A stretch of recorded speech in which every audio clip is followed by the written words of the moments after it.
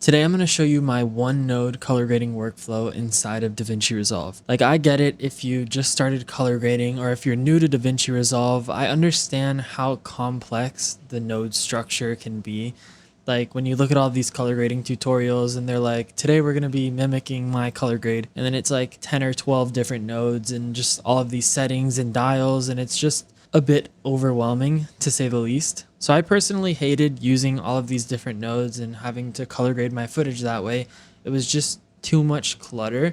So I took a step back from content creation. Little backstory, I've been posting on Instagram for the last year now and have hit around 58,000 followers and like 40,000 on TikTok. And I'm just now venturing into the YouTube space. But I documented the process of building a plugin over the last 2 months that essentially compresses everything that I've learned about color grading within the last 6 years into one singular node, where it just has all of the film profiles, all of the settings that I would deem valuable to have in like an all-in-one plugin. Think of a plugin like Dehancer or something like that. The only problem is Dehancer is like $800 and just very complex for beginners to use. So I created an OFX color grading plugin similar to this, and I just built it for myself. It was something that I wanted to streamline my workflow, and I was just documenting the process on Instagram, and then people were like, why don't you release it? Like, I would want to use that plugin too. So here we are. I made a public version of the plugin. And before you click off this video, even if you don't want to buy the plugin, I'm not trying to just sell you the plugin or shove it down your throat. This genuinely has helped me in my workflow a lot. And even if you just watch me color grade, from the techniques and ideologies that I use that I have picked up over the last 6 years, you will learn a thing or two.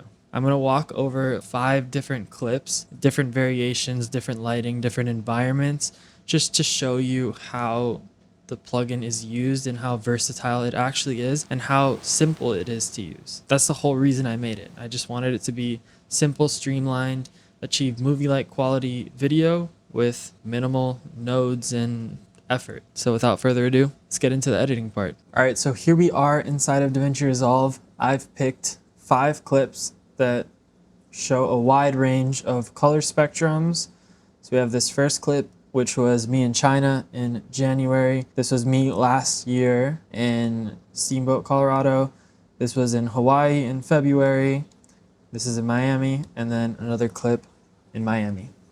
All right, so all you do is just go to the color page right here, and then we hit on the FX button right here, and I have it typed in, Cine.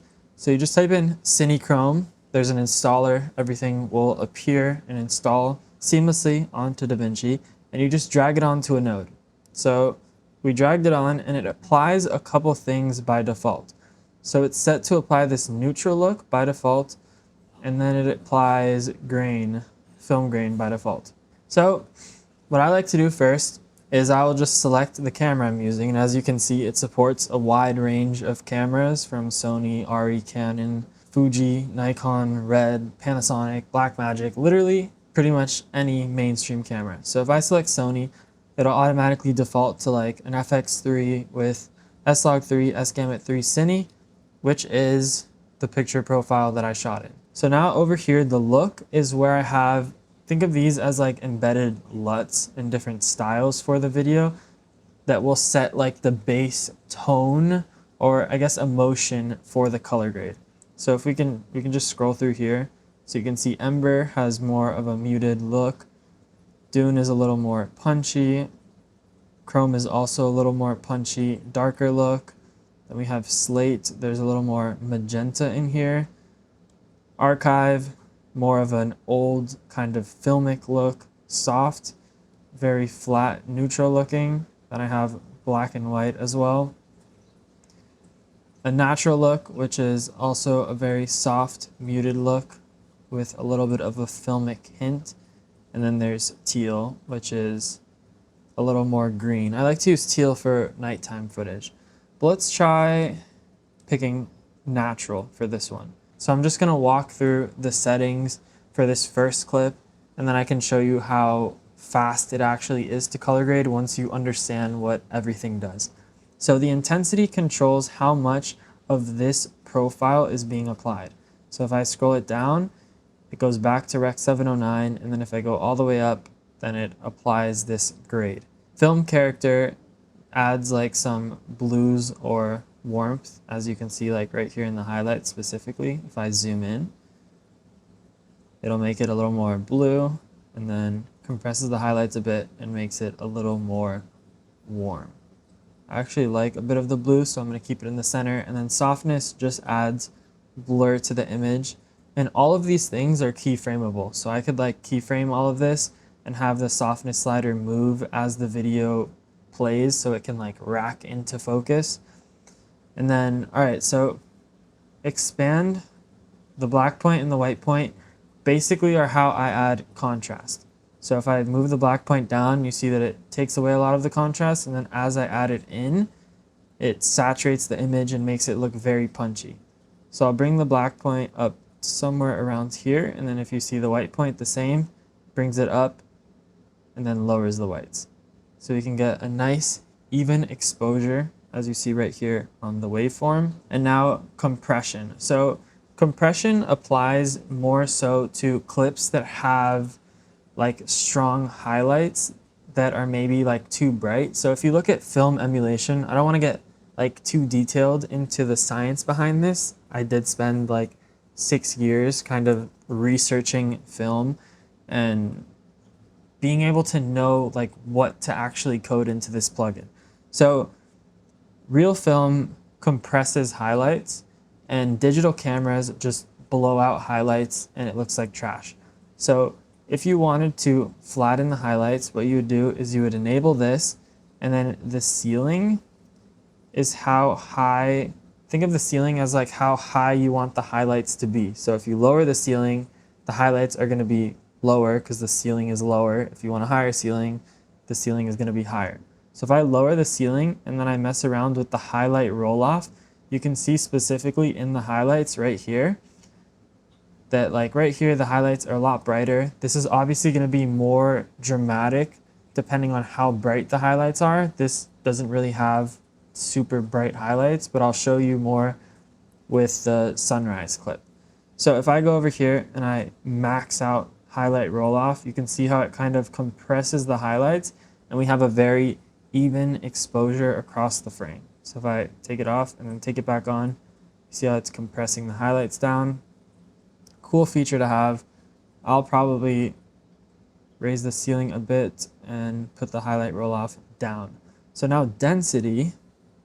So when you think of saturation, saturation saturates the image, but it also brightens the image. So if I were to just go over to the saturation slider and drag up the slider, you can see that it looks very unnatural and kind of kid-like, because what it's doing is it's raising the exposure, and you can see right here on these scopes, it raises the exposure as the image gets more saturated, which is unnatural. And film and movies, if you notice, the colors are kind of like this rich dark tone. So that's what density is. So look, as I raise the density up, the exposure actually drops, which is what we want. If you look here, it's a way more punchy, saturated image. So it's lowering the exposure as the image gets more saturated. So I'll bring density up a little bit right here. Split toning, this is more of an advanced feature. It basically lets you control how warm or how cool the highlights, the midtones, and the shadows are. So if I go over here to the shadows, I have to enable it first.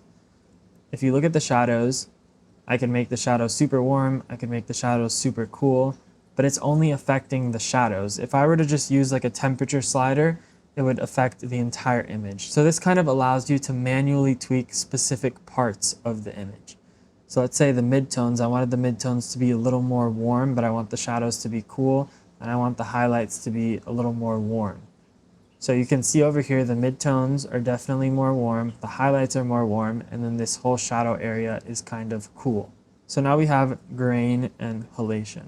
So grain is added by default, and if I play this video clip right here, you can see the grain. Hopefully YouTube's compression doesn't absolutely ruin this feature, but I spent, I think, like a good 2 weeks just working on the grain algorithm to get it to look like something that was natural and not just complete trash.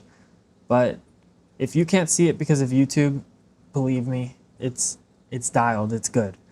So the grain algorithm is now perfect. It emulates real film grain, and believe me, this took way longer than it should have. And something that I added is that you can control the resolution slider, but what most resolution sliders do is they just affect the image itself and they don't affect the actual grain. So this slider lowers the resolution of the image, but it also lowers the resolution of the grain. So if I play this image right here, you can see definitely in my face that it's a lot more blurry, and then as I bring it up, the texture gets a little more baked into the footage. So you can kind of mimic older cameras. You can raise the size of the grain, the amount of the grain, play around with it. Obviously that looks a little unnatural, but just showing you an extreme case. So I'll just reset these back to the default. And if you really want to get into the nitty gritty of the grain and you know what you're doing, you can go over here to the custom setting and you can control the amount. You can control where it lives in the shadows, the midtones, the highlights, how much chroma grain you want, which is like, if I zoom in right here, it's like colored grain essentially, or you can have black and white grain, control the resolution. So those are all the grain features. I like the grain. Since I was the one who built the plugin, I tweaked the plugin where grain at default is my preference. So I just leave it at default because there's just less work for me to do. So halation. If you don't know what halation is something that happens in film when a dark part of an image meets a bright part of an image, and then there's like this red glow along the edges. And it's a very popular and sought after characteristic in film. So if I go over here and I hit halation mask and then I hit show mask, you can see where the halation is being applied to the image. So these are areas where dark meets light. And you can change the light bleed, which is how much halation essentially. It's like another form of intensity. You can control the spread, which is how much that light bleed kind of blooms out. And then we can control intensity as well. Edge bleed blooms it, but it blooms it in a more expansive way. And then softness is how soft this mask is. So if I zoom in, you can see that the mask can be very rigid or it can be very soft. And if I take halation off, let me enable it and take off the mask, you can see that there is this very subtle red glow. If I click it and then take it off, there's a very subtle red glow that gets applied to the highlights. And the key with all of these features is you want them to be subtle. You don't want them to be overpowering and take on the image. With color grading, less is more. It's just knowing what techniques and what tools to add. So I also added film breath, which is to save you the technical stuff. It's basically just adds like a little bit of like flashes in the image, like the image is kind of moving in a way, and it just emulates the way film stock is when it's in the reel, and not all of the film is being consistent. The same with gate weave. It kind of adds like a little bit of like jerking motion, and you can control the amount and the speed just so you can see. So it kind of emulates film as it's moving through the film reel and being scanned. We can turn that off for now. These are for more stylized people or when you want more of a creative look. And then I also added film damage, which adds some just specks of dust and dirt that gets applied to the image. It's hard to see because they're so fast, but hopefully you can see the little specks kind of appearing in the screen. There's one up here that you can see right there. Yeah, if I zoom in right here, it's a little bit easier to see the specks kind of appear, but if you go to a movie theater and you watch stuff that was shot on film and you see all of those like little black and white specks appearing on the screen, this emulates that. And then I added vignetting. So you should know what vignetting is. It just adds kind of like a dark border around the image to kind of focus in on the center portion of the image. But something cool that I also added was chromatic aberration. So if I raise this up, you can see this is like a feature in a lot of like anamorphic lenses where they have this like distortion towards the edges of the frame. So I can like bring this up and it adds this like kind of RGB color split towards the edge of the frame to give more of a stylized lens look, which is cool to play around with. We won't use it for this clip. And now I'm pretty happy with the way this grade turned out. The last feature that's here is false color. So if I enable this, this basically just shows me my luminance values for the image. So it'll show me that this is in like shadows, that's about to be kind of clipped, but I enjoy that kind of dark compressed look. And then this is showing me right here that nothing in my highlights is clipped because it's living in the yellow zone, but if it was red, then I would be losing detail in the highlights. It's a cool feature to have, which is why I added it. Added the feature. I can't speak. Okay, so I think this image is pretty dialed. We can go to the second one over here, and I'll try and make this a little faster so you guys can kind of see the process. So again, Sony, this is a more blue image by default, and it's also a snow image. So that's the effect that we're going to want to lean into. I'll kind of just scroll through here to see which one I like the most. Archive looks kind of cool. I think I like how Ember looks by default. And like, if you wanted to just not mess around with the color grading, you could literally just add one of the film profiles and just be done with it. Like, this already gets you 90% of the way there. So then I'll go over here like I did with the last one and play around with the black and white points. I want this one to feel kind of like old, nostalgic, like kind of Christmas vibes. Then I'll go right here. The compression, I don't really need to enable on this one. Density, maybe we'll add a little bit of color density, or actually, I'm gonna pull away some of the density and saturation. Maybe I'll add density up and I'll pull saturation down a bit to get more of a deeper look and not so just bright saturated blue. And a lot of the magic of this image I feel like will come from split toning because it is a very monochromatic image. I don't know if that's the right word, but the image is entirely blue. So it would be cool if we could add some like warmth to different parts of the image. So I'll go over here and try and add some midtones. There are basically no highlights in this image. We could warm up some parts of the image, and then we could play around with this and bring down the reds. Try and add some reds into the shadows. So a lot of this stuff too is just like trial and error and just experimenting with the plugin until you find something that I guess piques your interest. Because my way of color grading, some people will try and emulate it, some people will like my style of color grading, but ultimately color grading is your form of like creative expression and another way that you convey emotion throughout your videos. So you need to really think about like the story and what emotion you want to convey and not just try and copy a color grade because it looks cool. So I think this looks pretty dialed. I'm not even gonna mess with the grain or halation because it's already set by default to something that I like. Now I'll go over here to this clip in Hawaii. This area was super sick. It was like this cool watchtower overlooking this lake with these fast clouds passing by. It was like super windy. Hawaii's sick. If you haven't been, definitely recommend. So we'll go back over here again, add Sony to it. So this image, I want to kind of pull in like some dark greens into this image. So I'm gonna try and find profile that does that. Slate looks good. Ember also looks good. Let's just go, we'll go with archive just for the sake of the video. I probably would use slate for this clip. So looking at this image, things that I notice are it is very desaturated and I don't like the hue of the greens yet.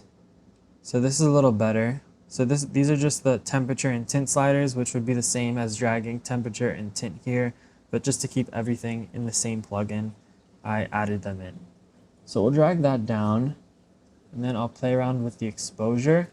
Remember, as exposure goes down, saturation goes up, which is what we want. So it's generally better if you want a more cinematic image to kind of darken the exposure. So I'll kind of bring this whole exposure down to get something moody like that. And then we'll add some compression here because these are a little bright. And by these, I mean the clouds.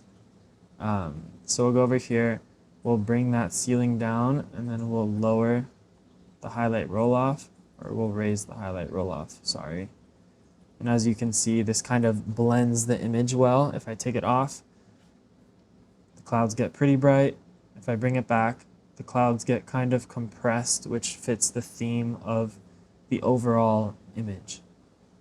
So now we'll go over here to color density. The image is already pretty dense. I might remove saturation a bit and then increase density, which just makes the image a little punchier. And now I'll go over here to split toning. Split toning is something that I just started using recently, and it's honestly my favorite feature in color grading as of right now. I want to experiment with maybe some like warmth in the highlights and making the shadows a bit cooler. Something like that looks kind of cool. We'll just lower the impact of it a bit. All right, I'm not going to touch halation. I'm not going to touch film damage and vignette and weave. Those are more stylized features. If you want a more stylized look, you can dive into that. All right, so now with this clip in Miami. This clip, I want it to look kind of like bright, vibrant, like you're at the beach, and it's like a nice, bright, sunny day. So we'll go over here, Sony again, and already by default with the neutral, like this is what Rec 709 would look like, and then this is with the neutral LUT applied. It already looks pretty nice and vibrant. So I'll go over here, I'll drag that black point down a bit to bring in some contrast in the buildings. And then I'll bring the white point down a little bit. I like to bring my white point just under this 768 line because I feel like that retains a good exposure while still not making it look too bright. Now I'll go over here to compression and maybe compress the highlights ever so slightly like that. And then density, I'll raise density up. So my skin tones are already pretty saturated, so if I raise the density up too high, I just look orange, which you can combat by pulling the saturation back a little bit. And just for fun, I'll mess around with split toning a bit. Maybe we'll make this a little cooler. We'll make the sand a little bit warmer, and we'll make the highlights a little warm as well. This is without split toning. With split toning, very minimal difference, but definitely adds a bit of a stylized look. And then this one is pretty good to go. And now the last one. This one I want to be like cinematic, punchy, sunrise, like shot on a film camera. So we'll go over here. Let's see, Chrome looks way too dark. I think I might use Ember for this one. Yeah, I'm gonna use Ember. So this already looks insane. I don't know if you can see the grain in here, but we'll go over here, black point again, bring the black point down. We're gonna raise the white point up just to keep the exposure. And here I'm gonna really show you the full effects of compression. So if I enable compression, you can kind of see, I'll zoom in over here. If I enable compression, you can already see that it kind of compresses these highlights. And then if I bring that ceiling down and then I raise the highlight roll off, you can kind of see. And then I'm going to raise the shadow lift a bit. Sorry, I have ADHD. Just to kind of add that filmic flattening. They call it toe in film terms. But raise the toe, which is just the black compression of the image. And as you can see, back to what I was saying before I got distracted. Without this, looks pretty digital, pretty punchy, and then you can see that it definitely makes it look a lot more filmic. So now one thing with this image, I like images that are bright and saturated. This image is a little bit dull, so we'll go over here, add some density, bring the density up a bit. Color density is like a smoother version of the density, not so extreme. And then maybe we'll bring saturation down just a touch. And then this is what that looks like. That looks insane. So I don't think we need split toning that much here, but I'll use some in the shadows. As you can see, it adds some blue back to the shadows, whereas the image before was very just warm. So we're adding some blue back to the shadows. Maybe we'll add a little bit of warmth to the midtones. Not so much warmth to the highlights because it already has a good amount of warmth. This is before and after. Subtle change, but a big change. And now with this one, we'll add halation. So we can hit show mask. Let's mess around with the light bleed, the spread. We want it to affect the highlights. And it'll affect the intensity, the edge bleed a bit, and we'll soften everything up. And then this is without halation. Might be a little hard to see on YouTube. Without and with, it just adds more of a red hue to the image, and that looks pretty good.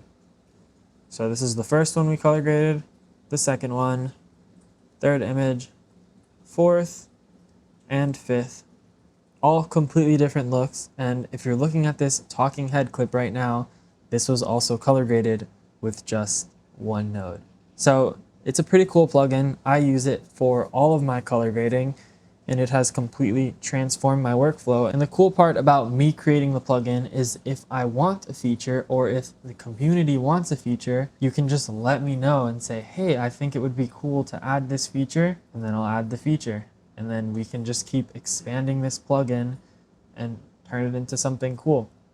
So yeah, I built it for myself. People kept asking me, and now I'm releasing it. If you want to check it out, it is the top link in the bio. I post more on Instagram as well. If you want more consistent updates, I'm going to try and post on YouTube twice a week is what I'm telling myself. One informational sit-down video like this, and then one vlog style video. I hope you got something out of the video, maybe learned some new techniques that you can apply to the power grade that you currently use, or just some techniques on color grading and how it works. So I'll see you in the next video. If you stayed till the end, I appreciate it. Thanks for watching. And yeah, see you in the next one.